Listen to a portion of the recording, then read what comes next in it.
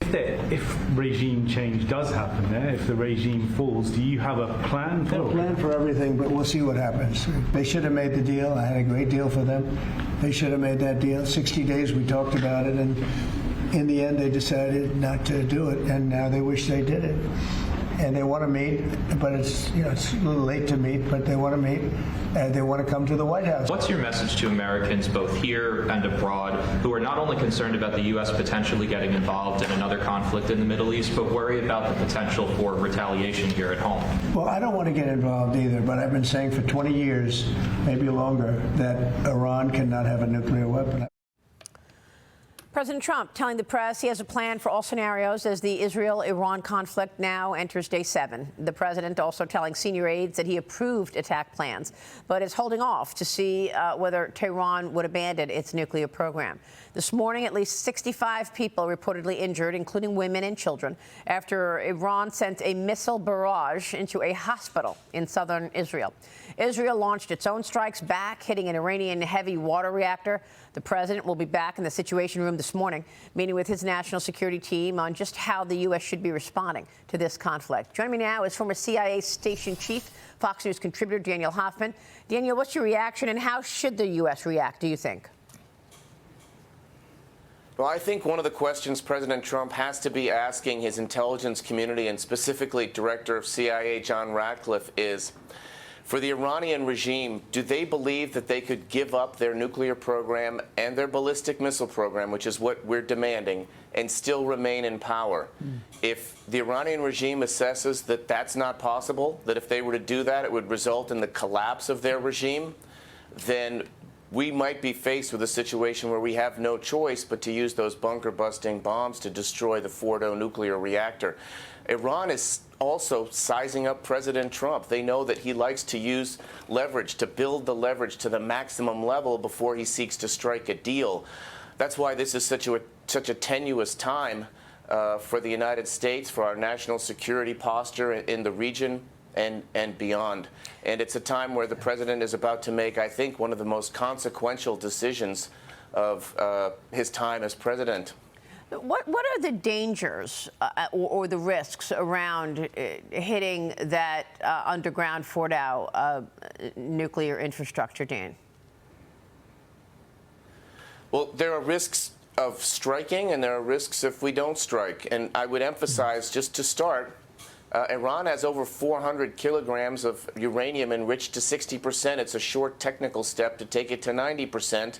And that's why Iran is a nuclear threshold state. So to do nothing, as the president has emphasized, is not an option. The risks are that we would have to be successful, first and foremost, and that's over to our Department of Defense. There's no certainty that we would be successful. There's some level of confidence. The president would have to factor that into his decision-making, that these massive bombs would do the trick and destroy Iran's nuclear program. Yeah. But beyond that, the day after, what happens with Iran? Do they double down on their relationships with Iran, with China and with North Korea and Russia to try to stay in power and rebuild a nuclear program? The day after is also critically important. Well, what do you make of the? I want to get back to the bombs and the bunker buster in a moment. But what do you make of China? As we know that China has been transporting planes into Iran.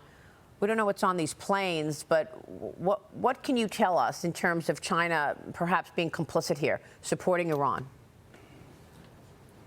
Now, China and Iran signed a strategic partnership deal back in 2021. Russia signed one in 2025.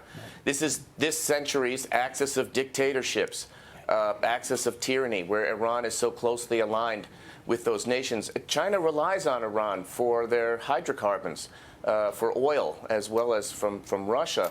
And they've been busting sanctions, the Chinese have, and they see an opportunity to maintain their influence. This is an ally of theirs in the Middle East that they don't want to lose. And so for sure that it's not just about diplomatic top cover. Behind the scenes, China and Russia are spying on the United States, and I'm quite sure they're sharing that intelligence with the Iranians so that Iran can seek to make the best decisions possible for themselves. Wow, Michael Balboni, you're nodding. You agree. So, Daniel, you talked about the regional security. So I was just witnessed a NATO-led U.S. exercise in Greece, and there are warships in the Baltics. You know, there's huge capability being developed. to respond if Russia moves. So what's Putin saying or thinking about this conflict with Iran? Well, Vladimir Putin doesn't have a whole lot of options. His military is so focused on his barbaric war in Ukraine that he doesn't have the capability to be as influential in the Middle East as he might like. He's already lost one ally, Syria. And we've seen that Hezbollah's strength in Lebanon has been decimated by Israel as well. So what Putin is concerned about is that he may lose the Iranian regime on which he's depended for those drones. So that he's been using against Ukraine. And I think that's the reason why Putin has publicly stated that he'd like to try to mediate this war between Israel and Iran. And President Trump rightly said, why don't you worry about the one in Ukraine? We'll deal with this one. Well, what about Europe? I mean, the EU apparently doing talks in Geneva this week, today, with the Iranian foreign minister and EU leaders. What do you think about the European Union and its support for the U.S. and Israel? Is it mixed? It's not unimportant, but at the same time, the leverage over Iran to bring Iran to the negotiating table as the last best chance to solve this crisis before we go to the next step of military action by the United States, we hold that leverage, not Europe. Yeah. And so really, Iran is looking to the United States. The world is looking to the United States to make this decision. It's on President Trump's shoulders. For sure, but I'm just wondering whether or not Europe is being helpful to the United States in this regard or not. I mean, France has been supportive of Iran in the past.